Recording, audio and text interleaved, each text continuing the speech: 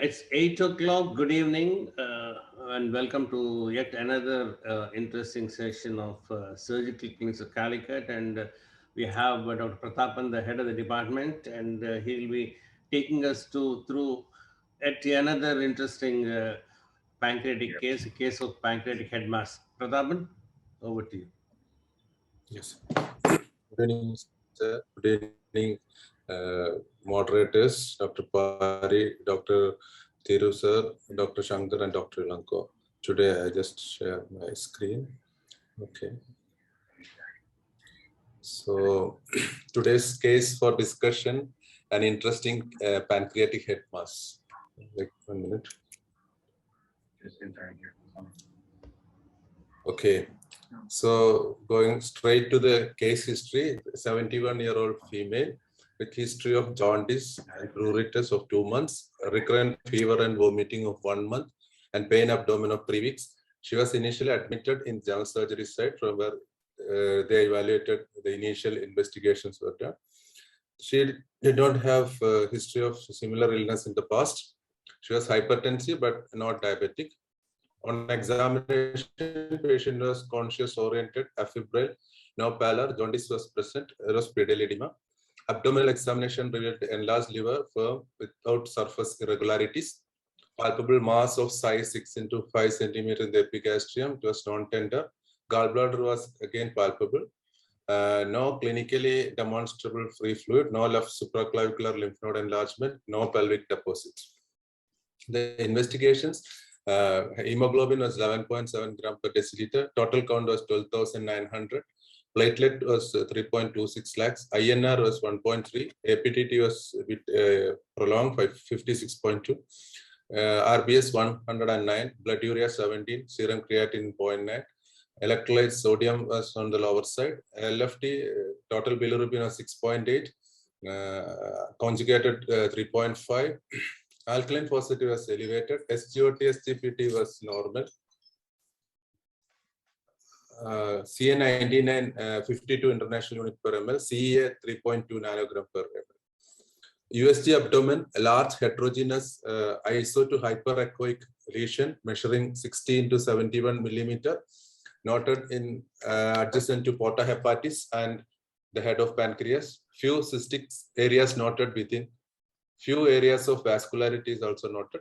Gallbladder over-distended with echogenic sludge. Liver normal in size with bilobar intrahepatic biliary radical dilatation.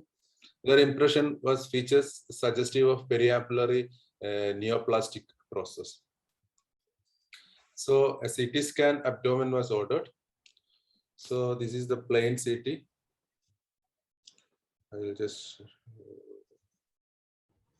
Ilango will be happy to see this. So this was the plain CT. I will run once more. So this is the plain CT. So I will go to the arterial enhancement. So this is the arterial enhancement.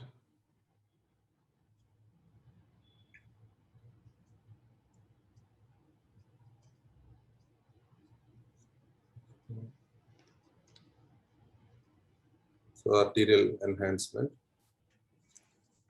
CT. Then we'll go to the venous phase.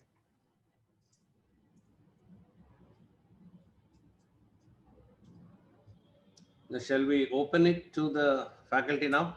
Yeah, okay. Pari. So if they want...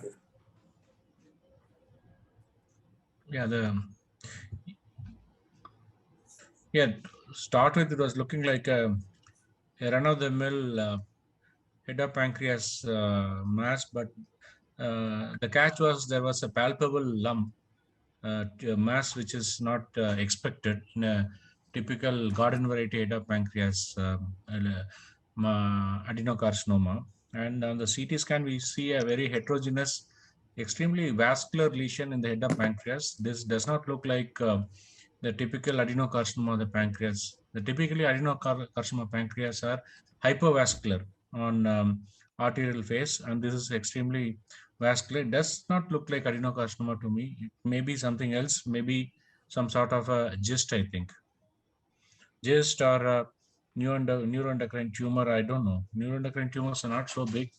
So I need to see the scans again.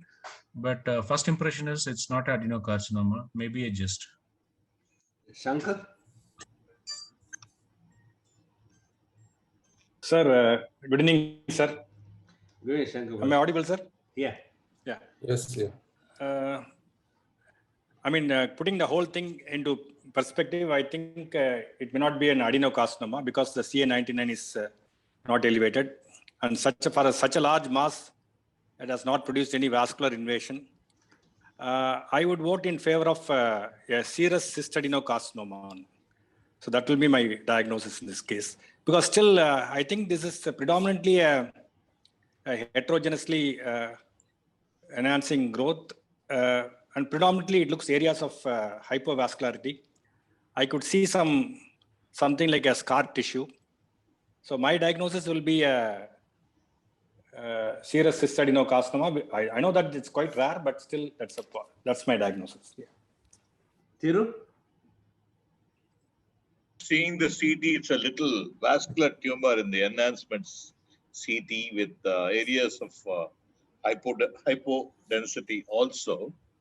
But with the palpable mass in the head of the pancreas and the patient is having a jaundice, a palpable mass almost intact. I was not able to account for the pedal edema the patient has. The protein is normal, then she is not anemic, rest of the liver functions are normal. Why she should have a pedal edema, that I'm not able to answer. But this mass looks to me like a neuroendocrine pathology with a cystic variety of neuroendocrine neoplasm, number one. Number two, it can still be a pure and simple serous cystadenoma, but the vascularity is not well explained. So we'll have to wait and see. We'll have to see the film slowly. Pitambaran, would you comment on this? Yeah, it looks like more like a cystic neoplasm to me because it was playing so fast. I was not able to see clearly what is it.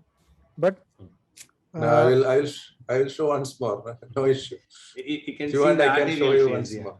yeah, Ilango, are you there?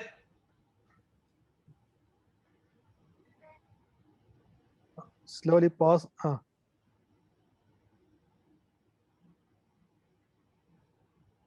Okay. Yeah. The superior mesenteric artery is displaced laterally, and it's an enhancing lesion with multiple cystic areas, and gallbladder is distended. Obviously, it's more like a cystic neoplasm which turned to malignancy. That is what my first diagnosis is. Other cystic degeneration of neuroendocrine tumor is another possibility. Anyone else would like to comment? Can you run it again slowly as they are commenting, Prathapan? Actually, my take, Prathapan, actually it looks like some sort of a serous cystadenoma, and possibly turning malignant. I don't know, because actually supposed to be very circular, but it has lost its shape. And then the second interesting thing is, I do not know whether serous cystadenomas will cause obstruct to jaundice. I don't think they should. And the thing, other point you made mention is a periampullary lesion in the ultrasound or something, but it doesn't look like a periampullary lesion. This looks like a head lesion. Biliary obstruction is something very unusual in serous cystadenoma, and actually you can see a bit of pancreatic duct dilatation as well. Still, radiologically, I think it's a serous cystadenoma bar cystadenocarcinoma. That's where I stand. The two points which sir mentioned is correct. The patient has jaundice due to biliary obstruction and pancreatic duct dilatation. Pancreatic duct dilatation is seen in some patients with serous cystadenoma, but biliary dilatation in a serous cystadenoma is not very common. I have seen 3 cases with biliary obstruction, so I think it can happen even with the benign type of disease. Abhijit is suspect a mixed duct IPMN. I mean, and that's one of the possibilities. So Dr. Abhijit is commented on. Yeah. So Now, it is actually, if I can, not I can run through the faculty again to seeing what next. Like we'll start with Pari again as to No, what next. going So I into will the show images again. I will show another image. Yeah, Okay, you can if at all delay the it's image. a cystic tumor, I would vote for a mucinous type of tumor because they are more likely to turn malignant, and the septa are much bigger. They are not microseptic septate like in serous cyst adenomas. If at all it's a sort of any sort of a cystic tumor, it's probably a mucinous type cystic tumor which is turned malignant, and and it does probably look like a cystic tumor which is turned malignant. So possibly a mucinous cystadenocarcinoma. That's a possibility. I have two more images Yeah. for okay. So this will be coronal image. My computer is very fast. How old is this lady? 71 years, sir. Oh, That's 71. fitting to your diagnosis. You can see the two things, gallbladder and the mass. Hmm.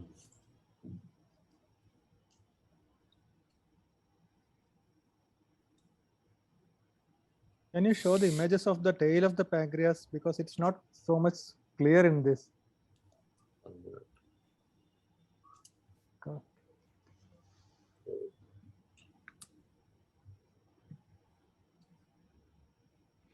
But the audience can type their diagnosis in case we don't want to say it out. Yeah. Thank you. Actually, the pancreas is a bit atrophic. The tail, the body. Yeah. Pari, what next? This was the I will. Okay. This yeah, was the CT report. A large mass lesion occupying the head and uncinate process of pancreas of size 54 into 67 into 72 millimeters. Superior mesenteric vessels are stretched around the mass. Degree of contact more than 180 degree. That is one point which I have to mention, because this area of degree of contact is one important thing by which you will say whether the tumor is likely to infiltrate or not. Second, causing compression on CBD in the middle third with proximal biliary dilatation, and CBD measures up to 20 to 20 mm. So it is the compression of the CBD at its course, not at the end. That is what the CT people So reported. external compression, you mean, Yeah. Gallbladder is over distended, and there is displacement of stomach and duodenum around the mass. Main pancreatic duct is mildly dilated, and portal vein is patent. So their impression was large mass lesion arising from the head and uncinate process of pancreas with involvement of superior mesenteric vessels consistent with pancreatic malignancy. This was the CT report I got when patient came. This CT report is not a desirable CT report. I know. So that's a radiologist description. Pari, what next will be on your mind? In my mind, this is a lesion most likely malignant, and this needs surgery. So I'm going to look for two things. One, what is whether it is operable, because you mentioned about vessels being involved. I couldn't make out those images which were very fast. So I will sit and see the images to see whether they are resectable. The vessels are okay. Then the other thing is I want to, because it looks very vascular, want to rule out any distant metastasis. So probably I'll ask for a PET CT, because usually in cystic tumors, I wouldn't ask for a PET CT, but in this case, probably I'll ask for a PET CT. Even otherwise also this tumor needs to come out. So I need to do a PET CT, make sure that the vessels are all okay, that they are resectable. If it's resectable, I don't need anything more. I probably will try and go and do a Whipple's and resect it. Shankar? Sir, considering the age of the patient being 71 years, I think my diagnosis will still be a serous cystadenoma/carcinoma. Second possibility is the age. You can also include IPMN. And of course, a cystic neuroendocrine tumor is a possibility. So obviously, you'll have to. This patient is already having obstructive jaundice, and this tumor is symptomatic. And the very fact that the vessels are displaced, stretched over the tumor, you'll have to see all the images. And if there is no vascular invasion, I think we have to plan for surgery in this patient. But you have to do a metastatic workup in the form of a PET-CT. Thiru sir? Why nobody is talking about the endo ultrasound in this case? Yes, Fahad has just suggested why not endo ultrasound FNA. The point to Fahad and also to Dr. Thiru is that how will it make a difference to your approach? If say Now, this is 180 degrees stretching of the superior mesenteric vein or the portal vein. So that comes more than the borderline malignancy if you're thinking in terms of a malignancy. There is nothing wrong in doing an aspiration of the cystic content. If you're lucky, you may clinch a diagnosis. You can also see what it contains. So I think FNAC ultrasound, endo ultrasound is very well within order instead of straight away going for surgery. Pitambaran, your comment? I would not like to do an endo ultrasound in this patient because it will not change the, as per this, even if it will get a negative diagnosis or a positive diagnosis, it may have helped because of malignancy, but unlikely in a cystic tumor, we may get a positive diagnosis. But this tumor, if the patient is fit for surgery, I would plan for surgery rather than going for a even PET-CT. I'm not sure whether how much yield it can give. I prefer to do a diagnostic laparoscopy, and if the patient doesn't have any obvious metastasis, I'll go ahead with the plan for resection. And intraoperatively, if feel that it is not able to resect because of the involvement of superior mesenteric artery, I'll do a palliative bypass in this patient. Dr. Pari, what I'm telling. Yes, sir. What is wrong in doing an FNAC? You can easily find out whether it's a serous or a mucin because one of the differential diagnoses is a serous or a mucin. This thing. I'll ask Pari and Shankar to comment on the FNA. I mean, of course. No. We are talking about endo ultrasound FNA, but whether it's going to alter your decision making. What is wrong in doing it? I don't know. Yeah, Pari. So I will not, I'll differ with Dr. Thiru, and in this case, I will not ask for a US or US guided FNAC. I will only ask for US guided FNAC or US only if I want to make a diagnosis of serous cystadenoma and leave the patient alone. That is the time when I need to make a diagnosis of serous cystadenoma only to reassure the patient and not offer surgery. But here, the patient is having an obstructive symptom, which is itself a criteria that, it's possibly a malignant lesion. The patient is symptomatic, has got pain, he has got jaundice. So that itself is indication for surgery. Hence, endo ultrasound is not on cards in my mind. So, and the other thing is, we have to see the images well. Radiologist description of 180 degrees many times varies with how a surgeon interprets the images. So I need to see the images myself to see whether if there is actual SMV infiltration or not. Even if there is infiltration, whether it is manageable by me. So every surgeon's ability to manage these vessels vary. So I need to see for myself whether it is manageable by me. That's what I need to see. I don't think endo ultrasound is on cards for me. Shankar, your view? Yes, sir. I also feel endoscopic ultrasound might be a little superfluous in this case because I think surgery is indicated and only we have to think about do investigations to find out the operability as well as metastatic spread. So my concentration will be towards those things rather than doing endoscopic ultrasound guided or a biopsy. Now, if the patient wants a preoperative diagnosis, then probably I might do it. But even in that case, this is such a big mass that I can get away by doing a percutaneous biopsy. So I may not prefer endoscopic ultrasound in this Yes, case. but there's a comment by Dr. Mishra saying that if you're considering a neoadjuvant chemotherapy, will FNA come into any role? Suppose you find a certain malignancy which may respond to neoadjuvant treatment. I think if you are talking No, about if you're coming back to Pari's comment earlier, it could be a gist. Well, then there's a place for it. Pari and Shankar later. Looking at the images, repeatedly, I probably take back my comment saying just probably it looks more like mucinous type adenocarcinomas. It could be a gist, but still the management doesn't change because this patient has got obstructive jaundice and it's a resectable lesion now. I would rather, if it is resectable, fine. I need to go and take it out. If it is unresectable, or I decide to not resect it, or the patient doesn't need doesn't want surgery, then I need a tissue diagnosis, because if it is just that, chemotherapy is going to be different. And again, about neoadjuvant, I don't think there is any role for neoadjuvant unless you get that diagnosis as GIST. So if you're going to do surgery, I don't need a diagnosis at this point.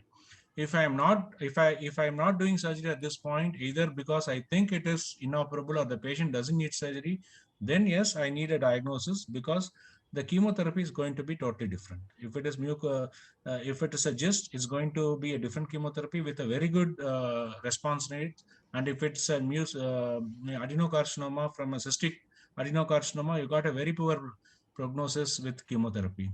So I need FNAC or biopsy only if I'm not going to operate. Okay, back to Prathapan. What is on your mind? How many of the points will you, before you go ahead, how many of points will you agree with the faculty, and how many points will you disagree? Sir, I agree with Thiru sir in doing an endoscopic ultrasound, because the CT criteria for diagnosing infiltration is just by the degree of contact, whether it is 180 degree or more.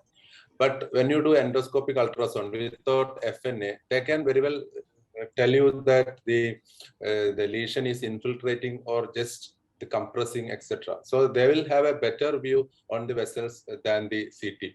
And coming to the FNAC part of it, many a time when you do US FNA in serous cystic neoplasm, we may not get tissue diagnosis, but we may get a fluid which may be showing glycogen-rich fluid without diagnosis. But how will it change your plan? No. In a patient with even in a patient with serous cystic adenoma, if they are symptomatic, the indication for surgery is there. So all symptomatic serous cystic adenoma has to be resected, and the EUS is not going to change when you plan a resection in this case. Suppose your EUS shows actual vessel infiltration and superior mesenteric artery involvement, we will not consider any form of surgical resection straight away, because we may have to consider. I have an academic question, Prathapan, here. When in terms of vascular invasion, how is the US compared to CT?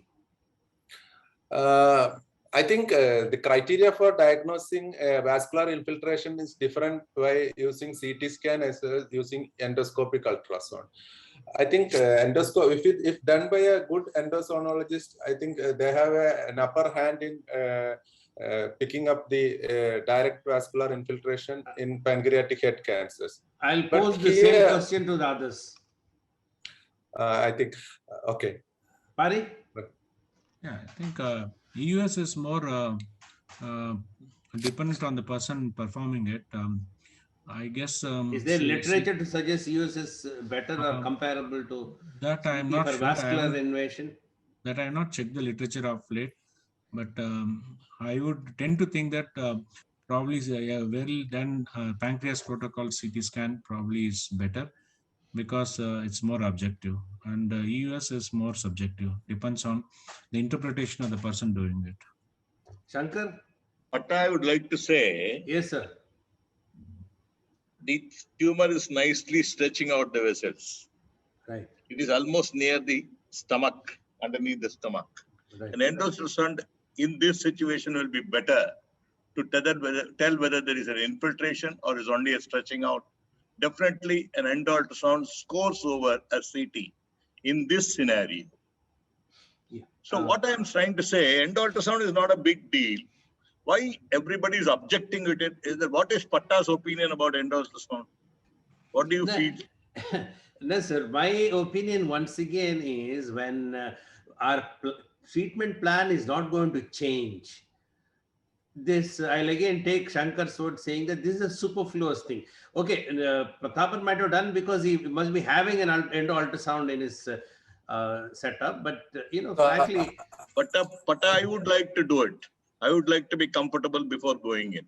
because I thought that might not change our plan regarding the vascular invasion. The plan is either to do a palliation and come out or to do a resection. Yes, sir, but that Only two things. either way you're going to do something. These two things only. What Right. is wrong in doing an endo ultrasound? Make sure.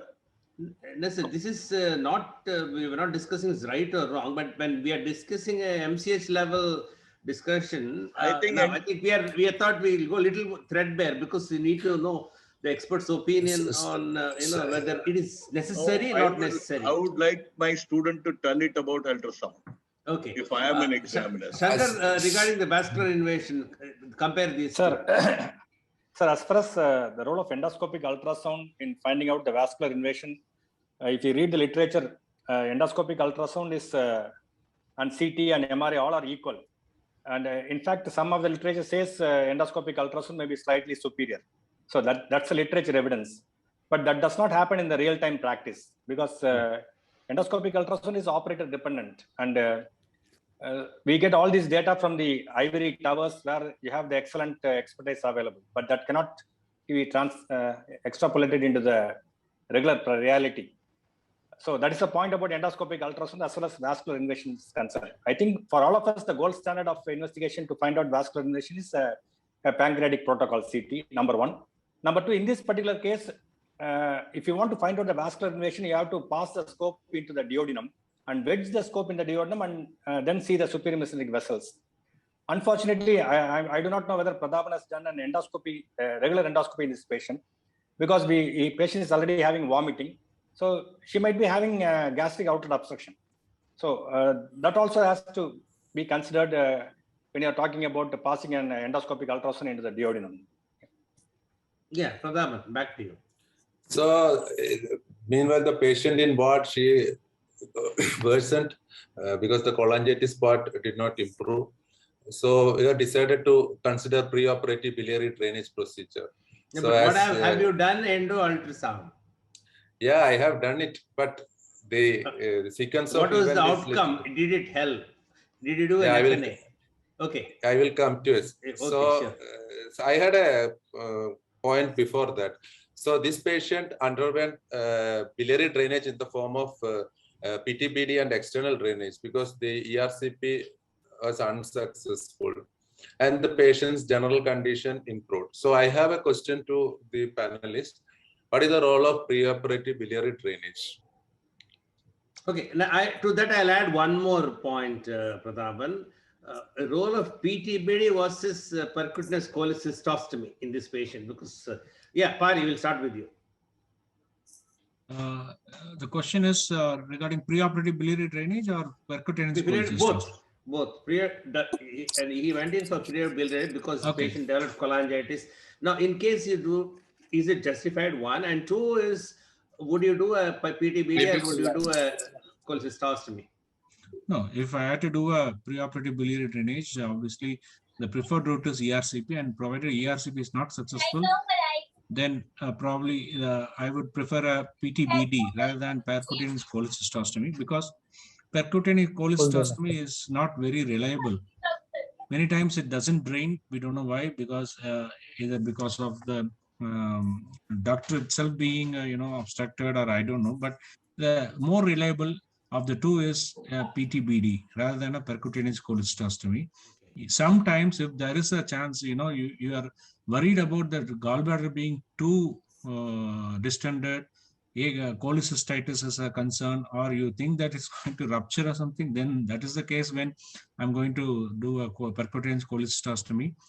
Otherwise, it is a plain simple percutaneous biliary drainage through the right side duct, because that's more stable. Shankar? Yes, sir. In this particular patient, the bilirubin is around 6 milligrams. And usually in malignancy, without meddling, they don't develop frank cholangitis. And the total count is around 12,000 only. But Prathapan is telling patient is having, whether this cholangitis is manageable with antibiotics or is, I just want to know what is. So here two issues. First, we didn't know whether the tumor is primarily resectable, whether we need to consider other form of treatment. So we had to think of improving the general conditions before planning the definite treatment. So actually, EUS was not available at that time in our department. Still, the percutaneous drainage again was not available. So I sent for ERCP in our department. They said it was not successful because the patient's duodenum, the ankle was not for the scope to handle in ERCP. So the issue is this patient just hold on, Prathapan, 6.8. Prathapan, I would like to know Dr. Thiru's opinion and Pitambaran's opinion as to how will they would they drain the bile or what mode, and whether they have any special points, new points. So when the patient having repeated cholangitis, as per the clinician who is treating the case, we'll have to drain the bile. Okay. If the endoscopist is not successful in putting a drainage stent there, it is preferable to do a PTBD, as he said, in the right side. It's very much approachable. There is intrahepatic biliary radicals, especially the central part is very much dilated. That would suffice. Regarding this transhepatic cholecystostomy and all, do not work in such a situation, except in cases where the case is going in for a stretch gangrene and going for a cholecystitis, where you'll have to tide away the crisis. You may do it, but not to drain the biliary system. This is what my opinion. Pitambaran?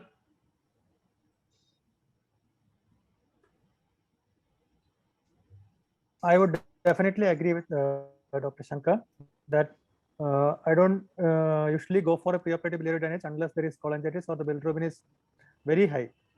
Even if bilirubin is very high, still go ahead with the direct resection. And especially if the, as previously said, first mode is always preferably ERCP. And obviously in this case, because of the tumor is very big, which may compress the duodenum, probably the angulation will be difficult and ERCP was not successful. And the next option is obviously PTBD through the right side. Okay. Yeah, Prathapan. So in the setting of resectable pancreatic cancer, these are the indications: ongoing cholangitis or sepsis, poor risk candidates for early surgery, and delay in surgery is expected, especially when there is a recent MI or other serious comorbidities. In the setting of borderline resectable pancreatic cancer, when you plan neoadjuvant chemotherapy, it's preferable to do preoperative drainage. And absolute bilirubin value is not a criteria for, this is the point which I had to make, because absolute bilirubin level is not a criteria for sending for biliary drainage. As Dr. Pitambaran said, if the patient Abhijit has got a question. What is the cutoff bilirubin level? I don't think there are studies looking at the bilirubin value about 10. But in patients with hilar cholangiocarcinoma planned for portal vein embolization, the bilirubin level has to be reduced to 3 before they do the portal vein embolization. For pancreatic cancer, there are studies comparing bilirubin about 10 with direct surgery versus about 10 with endoscopic drainage, preoperative biliary drainage.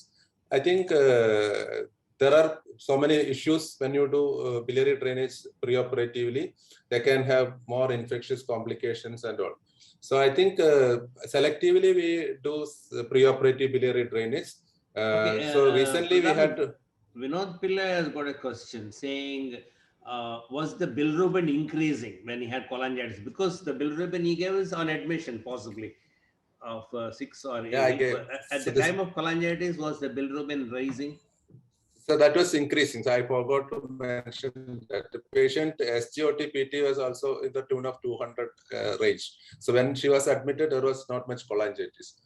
So this was the indication definitely for the preoperative biliary drainage.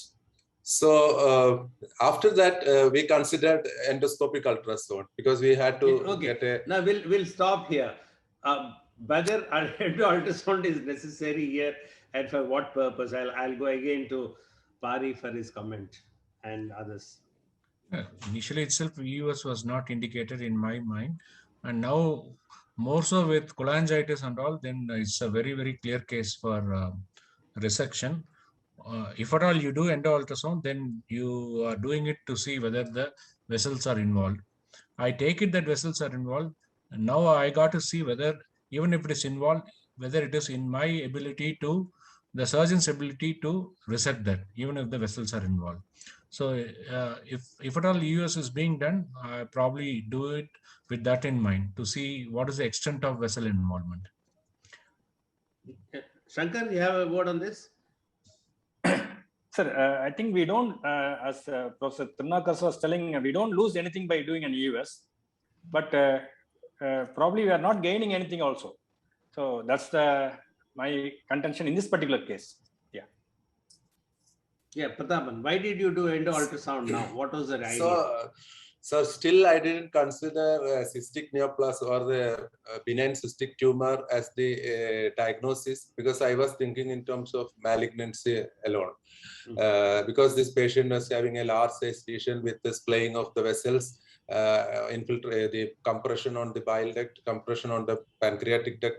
So the likelihood of a malignant mass is high, and being the vascular infiltration and all, I thought of doing a preoperative biopsy just to get a tissue diagnosis of malignancy if it is there. So we considered EUS, and the EUS showed a large mass in the head and uncinate process. It contains predominantly solid components with multiple cysts of varying sizes at one part. So the lesion was predominantly solid, not like the usual serous cystic neoplasm when we did EUS. And there was the largest cyst of size 2.1 centimeter to 1.1 centimeter, and there was very small cysts. Again, when there are the pictures show the cysts also. Body and tail appeared normal, and CBD was dilated.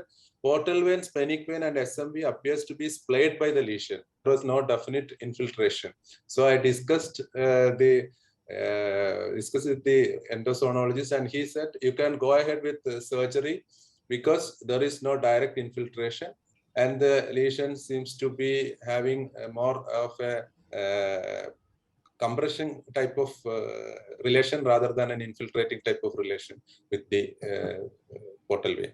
So that I got some confidence by doing EUS, because I was thinking of a very advanced disease when I got the CT report, but by looking at the EUS, I got a confidence that we can remove the lesion without doing a vascular resection. So that was the point I gained. Prathapan, if I can ask you, if the endo ultrasound said that the vessels are infiltrated, you would have changed your decision? Yeah, for a lesion like this involving all the superior mesenteric vein, splenic vein, and portal vein, bridging that gap may not be very easy. So one of the criteria for doing upfront resection is there should be reconstructable vein proximally and distally, so that your vascular bridge can be vascular gap can be bridged by any conduit or even an artificial graft. So that was one point. When you have a large lesion, it may not be possible. And many a time in cystic neoplasm of serous type, or even in SPEN, we may be able to separate the vessels from the large lesions. So that is the point. The question is, has a FNA been done? Was it done, and what does it show? So this was the EUS FNA. They did EUS core biopsy, which showed only fibrinous material. Pancreatic cyst fluid cytology showing few inflammatory cells only, no epithelial cells or atypical cells seen. EUS FNA showed sparsely cellular smear suggestive of hemorrhagic cystic lesion, no atypical cells were seen. And cyst fluid CEA that showed a value of 2.26 nanogram per ml. What does this mean, the endo ultrasound? It means it's a serous tumor. There was nothing to suggest a malignancy in the available biopsy or the cytology specimen, because the CEA value has got some diagnostic value. That is when it is above 272 nanogram per ml in a patient with a cystic lesion, that is consistent with mucinous neoplasm. When it is very high, that may be indicating of a mucinous cystic And there's a question adenocarcinoma. about fluid amylase and mucin. Amylase was normal. Mucin, they didn't see mucin. That was thin fluid. They said it is looking like a fluid of a serous cystic neoplasm. They aspirated the cyst only. They did a core biopsy from the solid tissues. Okay, we'll go back to Prathapan, the faculty. Yeah. Sir, Parik, sir, I your have one comment. question to Prathapan. Yeah. Sir, I want to ask one question to Prathapan. Yes. Prathapan, you told you endoscopic ultrasound, you want information regarding vascular invasion, which means in your practice of pancreatic surgery for pancreatic head malignancy, borderline resectable, do you believe in pancreatic protocol CT or endoscopic ultrasound or a combination of both? I mean, practically what you're... No, in borderline resectable pancreatic tumor, we need to get a tissue diagnosis, because many times we may not be able to do surgery. We may have to send this patient for neoadjuvant protocols. So we may have to do US FNA for getting a tissue diagnosis. No oncologist will give chemotherapy without a tissue diagnosis nowadays. But we can do surgery without a tissue diagnosis. So when we plan treatment in a borderline resectable pancreatic cancer, I think tissue diagnosis is either mandatory or it's desirable in most of the cases. But vascular infiltration for other tumors or in adenocarcinoma, I seldom rely on the US. I just look at the CT images, especially in the PACS images, and I will come to a conclusion whether we can go ahead with upfront surgery or we need a vascular resection, or we may go for a neoadjuvant protocol. I think EUS is indicated when we plan chemotherapy. That's the problem. Okay, I'll go to Dr. Thiru here. Dr. Thiru, now if this is the FNA and this is the ultrasound report saying it's possibly benign, would you still go ahead with surgery?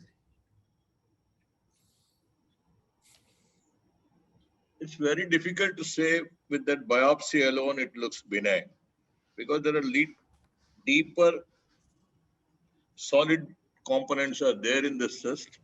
It is causing an obstructive jaundice. One thing, it is not causing an infiltration. Such a big tumor is not causing an infiltration of the vessels. That we'll have to keep it in mind. But this case, as of now, requires surgery. So, is it because the mass in itself, sir, or because of the biliary obstruction? Like, if I may comment that the biliary obstruction, if can be relieved surgically, and because of our age and the size of the lesion, we may not consider resection. Is that an acceptable option? What sort of a biliary diversion you are trying to contemplate? Some sort of hepatocholaginosis or choledocholaginosis, if you can. It is almost occupying near the porta. It is in the mid CBD level. It is asking how far it is. So it's a technical issue. To go ahead and do it. Yeah. Prathapan, what is your take on that? Sir, would you not consider non-operative treatment in her because it's benign? I won't.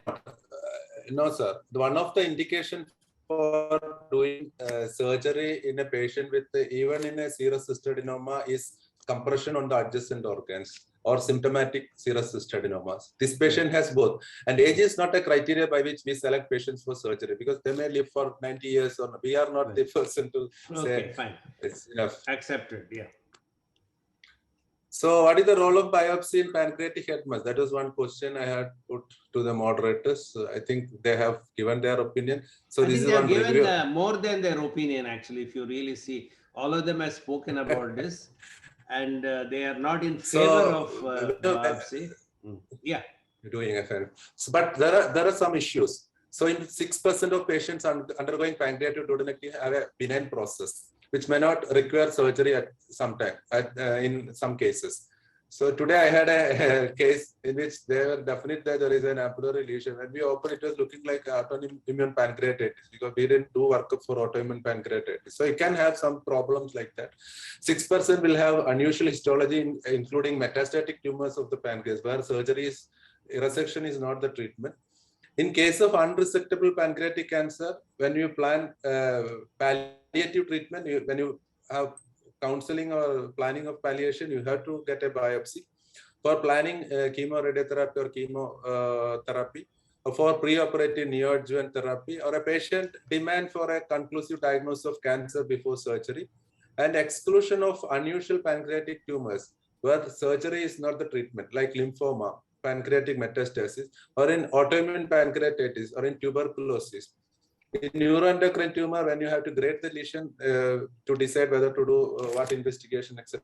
And in cystic neoplasm, it's very important to differentiate serous from mucinous tumor, because serous tumor, when they are not symptomatic, we will have a plan for doing follow-up. So when you want to follow up a patient without surgical treatment in a serous cystadenoma, you have to do FNA. But if the serous cystadenoma itself has an indication for surgery, I think the FNA is not warranted. So I'll go back to the faculty again. Pari, now that you are planned for surgery, what will your steps to, look for resectability, or what are the sequence of events, and when do you stop thinking that this is, we can't proceed further? What are the technical points? I want all of you to answer this one by one. Pari? Yeah, I think that decision has to be made pre-op. I need to make the decision whether it is operable or inoperable tumor pre-op by a very careful look at the CT scan. If it is, it doesn't seem to be infiltrating the SMA from whatever I remember of the images. It may or may not be infiltrating the SMV. So I need to know where, if at all, if it is infiltrating SMV, where is the location of the infiltration? How far is it from the jejunal vein, the first jejunal vein, which usually goes from the right to left, so that I have a good idea of where I have to be very safe. So obviously in these lesions, so once I have an idea, then probably I just have to do the initial steps are the same. And then I think the most of the, because once I have already decided that's a resectable lesion, now I will go to the step where I need to divide the neck of the pancreas, and then rest of the things, removing the tumor of the vessels, I will do after dividing the neck of the pancreas, where I already made the decision that I'm going to proceed ahead. In case it is not coming off, I can just clamp the portal vein in the SMV, and then try and take the tumor away with the resection of the portal vein, with or without a graft placement. But if the tumor seems to be infiltrating the SMA, then the management will change, whereby I first need to dissect off the I have to do SMA first, superior mesenteric artery first approach, make sure that the SMA is free. In this case, I don't think that's the case. I'll probably what is the rate limiting step, or what are the steps which you will not do unless you are sure that technically this is resectable? Yeah, as I said, if I the preoperatively, I know that the vessel artery is free. On table, if the artery was free, there is no rate limiting step. You just keep proceeding. If at all, if it appears to be adherent to the tethered to the vessel, I may need to do a vessel resection, the vein resection. That's not a rate limiting step. So whether I'm going to proceed or not, probably I'll come prepared with the preoperative CT scan already. So there's not going to be any rate limiting step. There may be a step which may need to change the surgical plan. Like I may get away with just dissecting the tumor of the SMV, or I may need to clamp and do a vein resection. That is what I need to consider. Shankar, you have anything to say on this? Yes, sir, I agree. When would you not proceed? When would you not proceed? No, the operability is decided in the office of the surgeon rather than in the operation table. That's the famous statement that I heard. So most of the times we will be able to find out the operability preoperatively. Having said that, definitely intraoperatively, you will have to make sure that the SMA is free. That should be the rate limiting step. And in this case, I'll start off with a diagnostic laparoscopy to make sure that there are no peritoneal disease for whatever it's worth. Because definitely we are dealing with a malignancy in the background of cystic neoplasm. And the important point is, I'll be interested to know whether the tumor has involved the neck of the pancreas. Because normally in a Whipple's, we divide the neck of the pancreas. But such a large tumor, sometimes it can encroach onto the neck itself. In which case, we have to do a procedure described by Strasberg, where we have to do a Whipple's at the level of splenic artery, Watts-Off procedure. So all these things, I'll keep in mind. Yeah, Pitambaran, you have a comment? No, nothing much, sir. I completely agree with Dr. Pari, because the same thing, unless the artery is involved, we can go ahead with resection. Mobilize the tumor completely before dividing the pancreas. Make sure that it is separable from the artery. The same. Thiru sir, you have something Can I to make a add? comment here? Yeah. Yeah, I totally agree with Dr. Shankar. Here, instead of trying to create a space at the level of neck of the pancreas, I mean, the neck of the pancreas anterior to the SMV, probably here we'll have to go around the pancreas more to the left side, like because the neck possibly is infiltrated, the location of neck is still occupied by the tumor. We may need to loop the pancreas more to the left side. I think that's what different I will do in this case as compared to the routine Whipple's. Thiru sir, you have anything else to add? I would like to go with an open mind with all these Okay. choices with me. Then I'll have to decide over the table. Okay. I'm a little older time surgeon. I would like to take a look at the abdomen inside. Right. Then I'll decide. Prathapan, yeah, what have you done? Okay. So these are the intra-op images. I wanted to. Yeah. So I did a pylorus preserving pancreatic duodenectomy in this patient. What were your findings? These are the anastomosis. What were your findings? So this. So I mentioned my findings. This was a mass of size 8 into 6 into 5 centimeters in the head of pancreas, playing the superior mesenteric vein, splenic vein, portal vein confluence with inflammatory type of adhesions rather than the thick tumor infiltration which we get in pancreatic adenocarcinoma. Did it feel malignant? It didn't feel malignant. It was easily coming out by my compression, pressure. So the GB was over distended, CBD was dilated, and the main pancreatic, that is final finding, it was dilated, looking dilated. Enlarged peripancreatic and hepatoduodenal lymph node. There was mild ascites, no peritoneal deposits, no obvious liver mets. Spleen was enlarged, probably secondary to the vascular. There's a question in the chat box. Was the ascites malignant, or would you? Just no, it's maybe part of their the instrumentation or infection or cholangitis, or even the malnutrition which she had subsequent to the malignant, subsequent to the compression of duodenum by the lesions. The nutrition was not that good because of this. Prathapan, I have one question. You specifically told you did a pylorus preserving pancreatic duodenectomy. So that is the let me ask my question, because basically you have to proceed in this case as if you are dealing with a malignancy. That's how you have to approach this case. And for such a large lesion, which is encroaching onto the hepatoduodenal ligament and all, do you think pylorus preserving is a right option? So the only contraindication for doing a pyloric preservation in patient with a tumor, even in the carcinoma head of pancreas, is direct infiltration or presence of lymph nodes in the number 5 and 6. Because of a larger lesion, the stomach was displaced and the pylorus, the duodenum was stretched, and there was enough space to cut the duodenum distal to the pylorus. And there was nothing to suggest a direct infiltration, and the tumor was not arising from the duodenum or other adjacent structure. It was arising from the head and uncinate process of pancreas, and whatever findings which we had are more of compressing nature on the bile duct rather than the infiltrating nature of the bile duct. So intraoperative appearance was more in favor of a serous cystic neoplasm without a malignancy rather than appearing malignancy on preoperative imaging or EUS. So I think that was the reason for doing a pylorus preserving pancreatotomy.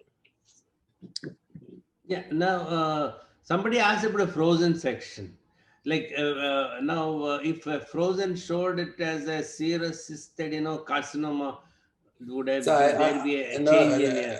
No, sir. I will not consider doing a frozen section in a large cystic area, cystic lesion like this, because the sample may not be representative, and you may inadvertently or damage the cyst, and that may produce your a messy surgery. And if there is a malignancy, the patient may develop some form of a dissemination by surgeon himself. So I think doing frozen section in this sort of a tumor is not a good idea, but we may do frozen section when we have a lesion which encroaches onto the cut margin or the pancreatic neck margin, where we may have to do a re-resection at all. I don't think frozen section will help, because even in adenocarcinoma, it is very difficult to comment on frozen section, because looking at the dysplasia and other thing, when there is some inflammation, only by a very, very expert pathologist can comment on actual malignancy. I think others' opinion. Yeah, Dr. Pali, Yeah, what has happened till now? Yeah, this is for our postgraduates and younger surgeons. So there's no role for frozen section in this case, because here what happens in such mucinous cystadenocarcinomas is, it's not that the whole tumor becomes cancerous all at once. It's one of the cysts. In one of the cysts, even if you sample the cyst which has become, is that one of the cysts becomes a site of malignancy. And even within the cyst, there may be a solid mural nodule which has turned malignant. So you may be in the same cyst, and then sampling the cyst away from the solid mural nodule, you may get a diagnosis of no malignancy. So it's very, very difficult to rule out malignancy in cystic tumors of pancreas. That's one of the reasons why even when the US didn't show malignancy, it didn't mean anything to me, because it may not be representative. So even if you show that there was no malignancy, it doesn't really mean anything until you do a complete section, multiple sections, and see whether there is malignancy. So where is the role for frozen section in such cases? It is typically in the case of the head of pancreas adenocarcinomas, where you are not, and then because the patient may have a coexisting chronic pancreatitis, or the gland itself may appear like chronic pancreatitis firm, and you are not sure whether you have cleared you had a margin, because the gland itself looks like a very firm and like a malignancy. That is where you need to do a frozen section of the cut margin, not in such cases. Thiru, have any comment on this? Please go ahead. I'm just seeing how things goes. Yeah. Let's see. Pradhan. So these are the intraoperative images. I think it's not a big image to comment on. So this is the lesion, which you can see.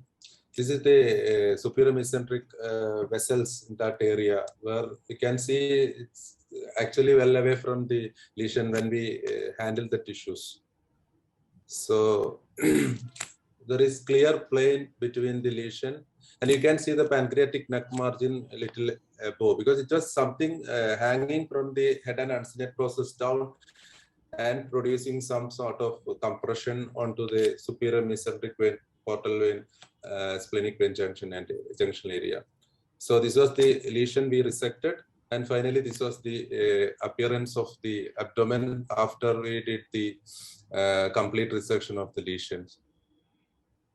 So stomach was not seen, because it's my practice to keep the stomach well away from the surgical field immediately after cutting the duodenum or pylorus. So these are the things why that point point of keeping the stomach away? Sir, one of the reasons for delayed gastric emptying is some form of ischemia at the cut end of the duodenum. And when the duodenum is in the field, we'll have a tendency to handle it frequently. And there may be some small ulcers which may stop by its own. But if that is seen in the field, we may do cauterization of the bleeding and all, and that may actually worsens the vascularity of that end. So one point which I make when we do Whipples, and we keep the stomach far away till we plan the gastro-duodenojejunectomy. I'll have the word from Pari and Shankar on this point. I really am not very sure whether that helps. Obviously, I also push the stomach away because I just want to have stomach clear the field out. So, but whether touching and just handling the duodenum has got anything to do with gastric emptying, I'm really not sure. In fact, I don't believe so. Other thing I wanted to comment is that while doing those steps, one of the things I probably would do is I will loop the portal vein above and then try and loop the splenic vein as well as the superior mesenteric vein down while doing the dissections, because in case it tears and you have a big tumor there is obviously no place for you to apply the clamps. So I would always like to have, in such cases, the proximal and distal loops done, because in case I run into a problem, I can apply a clamp and then try and control the bleed. That is one thing I will do. I do agree with Dr. Pari. We also do, but in this case, somehow I didn't have much issue in handling the portal vein because this tumor was far away, because your CT images were compelling you to abandon the procedure, but intraoperative findings were very favorable. Sometimes it's a huge tumor, and then suddenly when you try to rotate it on this side, it may just tear. If it was stuck to some small branch, it can just tear and the tear can extend. So yeah, I don't do that in routine cases, but in these cases where there is a huge tumor, I'll always try and do that. In patients, yeah, Pratap, I have one question to all of them is, how do you cut the pancreas? Do you use a knife or a diaphragm or a hammer? So far I cut only by using coagulation, cautery coagulation current, not even cutting current. So that there are studies saying that if you cut using the cautery, there is increased incidence of leak. But I don't think the leak rate is very high because I use cautery.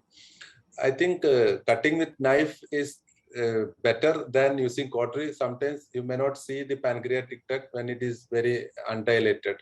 We may have to do a re-resection using knife when it is very small or when you do apply coagulation current. I think most of the time. What do you use a bipolar to cut? No, I cut using the coagulation mode of cutting the cautery, monopolar cautery. Monopolar, right. Pari, what is that? Yeah, I also use the cautery. Only difference is that I make sure that I turn off the spray mode off, because if the spray mode is on, sometimes it may just completely make the identification of the small undilated duct difficult. So I tend to reduce the cautery to around 30 and switch off the spray mode. I cut with cautery, coagulation. Shankar? I've got a doubt with Pari. Sir. It's such an overhanging tumor by the way you look at it. Sir. You will be able to easily hook the superior mesenteric portal vein junction. Probably above also you'll be doing it. Is it that easy to do a splenic vein hook in this case? It's not very difficult, sir. No. It's a complete overhanging tumor. It is hiding your vision. No, I am not experienced in that. That's why I'm asking, is it so easy? Otherwise, when you look at Pratapan doing it, it's coming away with this bipolar forceps easily. So there's no need, or it is rather difficult to hook the splenic vein in this particular case compared to hooking below and above, maybe easy. That's what I would like to know from you. Sir, hooking the portal vein and this SMV is straightforward. Yeah. And many times, if at all splenic vein has to be hooked, I do it after dividing the neck of the pancreas. No, the approach is this tumor was overhanging. It is not giving you a vision of the neck of the pancreas at all. After Yeah. Prathapan has mobilized it laterally, he could see the neck, it is not involved. Then only he could see the vessels. Is it possible to hook the splenic vein in this case? Sir, we can see the splenic vein from above. Many times hooking probably is not advisable as you mentioned, but I will try to, because in this case, the rest of the, once I see the tumor, I'm going to divide the neck of the pancreas and then try to reflect the tumor onto the right side. At that point, the splenic vein is going to be totally in front of you. And only after that point, after hooking the, putting a loop on the splenic vein, I will do the rest of the dissection. That's what I No, meant. as we could Yes. see the surgery done by Prathapan, I have a feeling that he has totally reflected off the tumor from all the underlying structure. He was nicely visualizing the neck, if I am correct, the way in which he was doing it. That's fine, sir. But as a precaution, Yeah. Pari wanted to do it. No. I am asking you in this particular case. Okay. My question to Pari is, Pari, if you are Sir. listening, see, actually, I never hooked a splenic vein. Splenic Is it easy? Because Sir, SMV after is easy, dividing the port vein is easy. Because I'm always a little worried whether I'll injure something at the place where these two join, SMV Yeah, and splenic true. vein. No, Can I we do it without injuring any small branches? No. I'm saying after divide the neck of the pancreas. Okay. Pari, I have a point to Pari. Before most of the time, the tearing occurs when you manage the handless limb or the connection between the head of pancreas or the mass and the superior mesenteric connections. Most of the time, bleeding occurs in that point. And if you have ligated that vessel, and it is easy to reflect it towards the right side. Most of the time, that is the biggest challenge in large cystic neoplasm, the handling the handless limb or the pancreatoduodenal veins. So Yeah, I think we'll get back to Dr. without- Thiru. How do you cut the pancreas? What do you use? I use a coagulation cautery, go slowly. There'll be vessels upper and above and below that I cauterize it nicely. I use only cautery. I don't use. Do you suture any vessel? Because I've seen some Very senior surgeons occasionally we suture using it. proline, thin proline to suture the vessels. Yes. Do you do Very it? occasionally we can do it at 12 o'clock or 6 o'clock position when it is bleeding profusely or it's jetting out. You get No, that is at disturbance. the both edges, sir. But the Yeah, both parenchyma edges. per se, parenchyma Yeah. cut end. Do you Yes. suture? I've seen a very senior pancreatic surgeon suturing those. It's a routine. It's a routine because by the end of the day, when you're coming at that side, if you got a bleed and if you try to apply a cartridge, it's going deeper and deeper into the parenchyma, it's a nuisance. It's better to take a bite and be done away with it. I have a point in that. Applying sutures. The main aim of applying suture is to compress the pancreatic tissue and make it a thinner structure, especially when you have a broader pancreas. That is by the surgeons who does it. But when there are arterial bleeders at the cut end, it is preferable to close. When it is of larger size, it's preferable to use sutures rather than applying cautery, because these cautery, the coagulum may just give away when there is some activation by the pancreatic juice. So if there are sizable small vessels which has to be ligated using proline, that is what I feel safer. Over so many years, Patta, I had two cases who had a bleed. Post-operatively, the right strip was showing so much of blood and the hemodynamic stability was coming down. We have to necessarily open the patient within about 24 hours. We could identify the whole of the limb of jejunum is filled with clots. Then we have to undo the anastomosis. It was the thing which at 12 o'clock was spurting like anything. We have to take a bite and be done with that.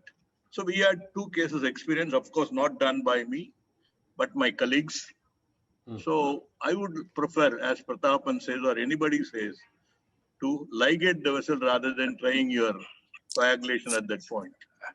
Shankar, Sir, can I give my how do you cut the pancreas and Yeah. what is your expertise? I always cut the pancreas with a knife, sir. Okay. And the only problem I have is a nuisance of bleeding. But I allow that to happen because I want to, the cut surface of pancreas, I don't want any energy source. So I always divide with a knife. And my aim is to identify the smallest duct and immediately put a feeding catheter into that. After that, I suture the bleeding points with 3-0 or 4-0 proline. So this is my way of tackling the pancreatic transection.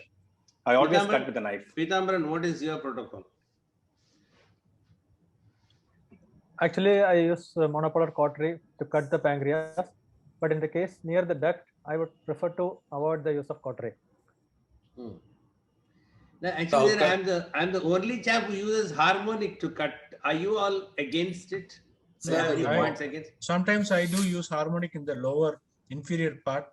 I start off with harmonic, but once I go up like towards the duct, then I change over to cautery, monopolar. Thiru, are you against harmonic for any reason? No, I have not used it, to be very frank with you. I've seen my boss using it, getting into a big problem. Some of the vessels are not caught by this harmonic, this thing. So you'll have to be very careful. What I would like to prefer is a nice cut using a coagulation cautery for monopolar. Under vision, you ligate the vessels which are showing away this thing. A cautery over that area has not proved to be the cause of postoperative pancreatic fistula. The literature has not supported it. That's what my wish. Now we come to the most important part, sir, the histopath, Prathapan. So anybody wants to make a comment on this? Yeah, we'll start with Dr. Pari. I can see some cystic spaces. And on the one on the right, I don't know. Maybe there's a lot of stromal cells I can see. I'm not sure. Sorry, I'm not sure. There's a lot of stromal cells I can see. I don't know. I can see some cysts. You can see the cuboidal epithelium without much ATPM. So this was the final HPR. Serous cystadenoma of pancreas. C size 6.5, 5.3 into 5.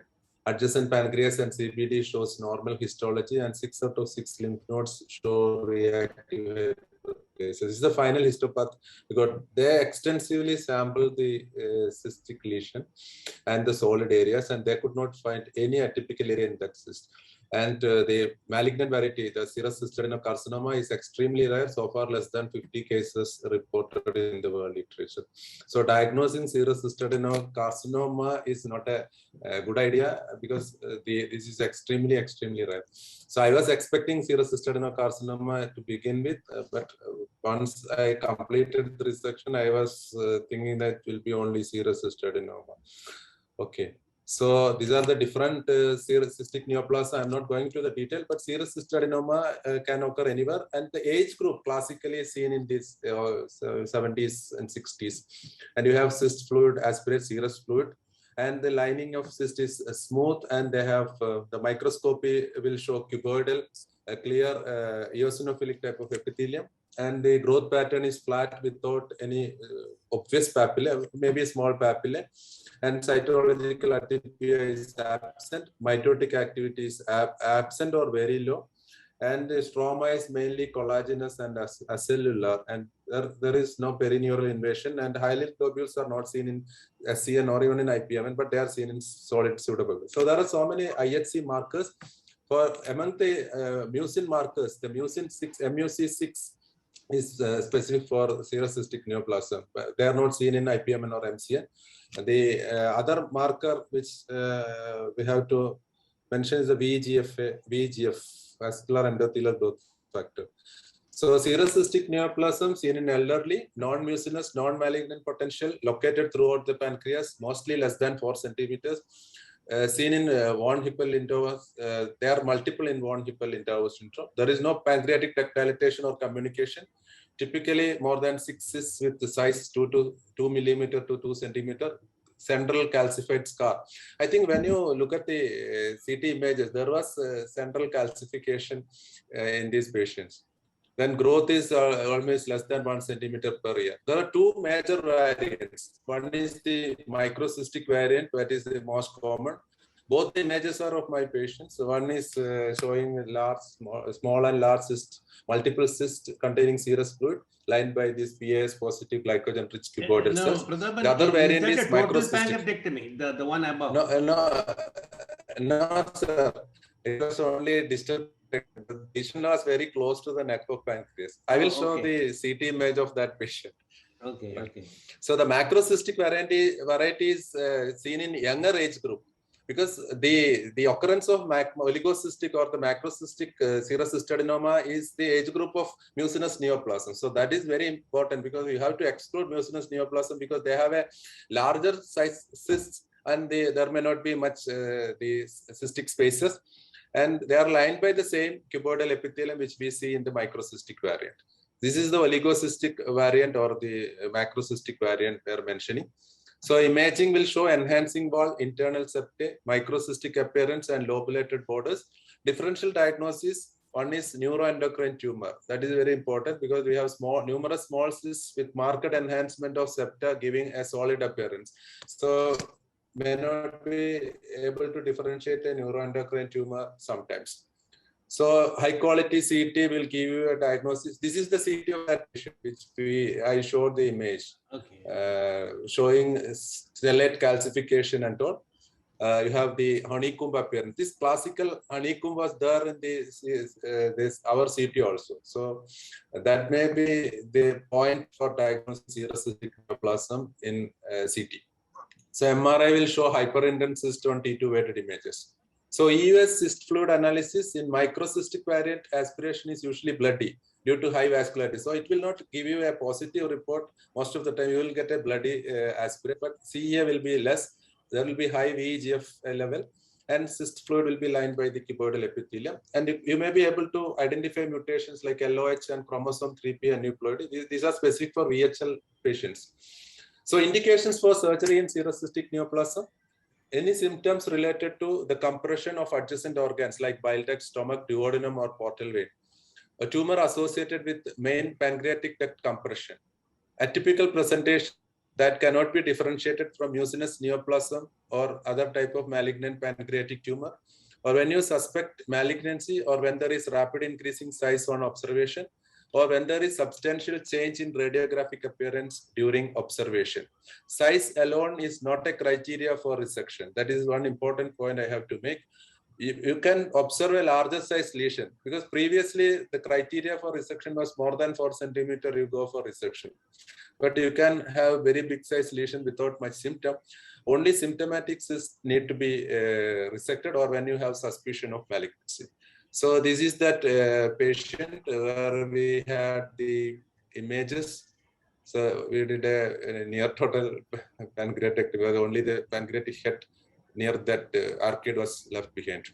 So this is in nutshell about serous cystic neoplasm. As you can see, the cut edge of serous cystadenoma is the honeycomb appearance on CT and the line by cuboidal epithelium. So thank you for your patient. Okay. Any final comments by each one of the faculty, whether they would like to? Dada, I would like to say one thing. Sir. Dada, I would like to say one thing. Yes, sir. Serous cystic neoplasm size is not the criteria. Symptomatic things should be operated. But there is one group of patients, when you say there is a lump sitting over your pancreas, to me it looks a not very problematic one. We will observe. Then the patient says, no, doctor, you remove it. I don't want to have it. Yes, we have got a couple of patients. Then in that, we'll have to explain the pros and cons of both the surgery and leaving it alone. So we'll have to convince the patient. If the patient is not convinced, explain the risk of a pancreatic duodenectomy, about the postoperative pancreatic fistula, convincing him. If he says a consent, you go ahead and remove it. This is definitely a scenario where you say there is a lump sitting over a pancreas. Majority of the patient will say, please remove it, doctor. The one more thing is a branch duct IPMN. If there is a mass, we would like to observe only, but the patient will not allow you. You'll have to say that I'm going to either do a distal pancreatectomy or depends on where it is. So these are the two scenarios where you'll have to adjust with the patient and come to a final conclusion, explaining the complete risk to the individual. Is what I would like to say. So some interesting points that this from the beginning it didn't look like a classical serous cystoid. No, but one of course is obstructive jaundice, which upset us, and one ultrasound said periampullary, although it looks like head lesion. Even CT suggested that it is from the uncinate process. That apart, the contour, the vascularity, the whole thing looks so irregular. We thought it is malignant from the very beginning. That's the reason that we've had gone for so much of a discussion. Pari, you have any final comments? You would like to revise any of your statements? If anybody has listened to Shailesh lecture last week in Senabudhipan Education Foundation, he said many of the situations he has thought that it has become malignant, but the final result has come from benign. Then only he says if there is a symptomatic thing or the patient compels, go ahead and do surgery. Right. Pari, any comment before we close? No, I think Pratap, as usual, has done a great job, fantastic job. And this time he didn't give us opportunity to differ with him, as usual. I thought he'll come with some twists and, turns in the event. So I stopped that technique. So No. That is very typical of you, Prathapan. We thought something, No, this is actually more of a routine one. Yeah. He's a perfect surgeon. He will handle anything, right from simple to the complex. That is what I could understand about Pratap. Shankar, your comments? Yes, sir. Right from the beginning, I was very sure that this was a serious adenoma because the radiology was very classical. I could see the scar, I could see the microcystic appearance, honeycomb appearance. One important point is it's also called as a glycogen-rich adenomas. If you see the cuboidal cells, they're rich in glycogen. So that's one additional point I wanted to tell. Pitaman, before we close? Would you Nothing have- much. Would Actually, you do anything different? Yeah, I wouldn't have something done different, something different. Same thing as earlier said earlier, I would have gone ahead with surgery before even doing an endoscopic ultrasound or even PET CT scan.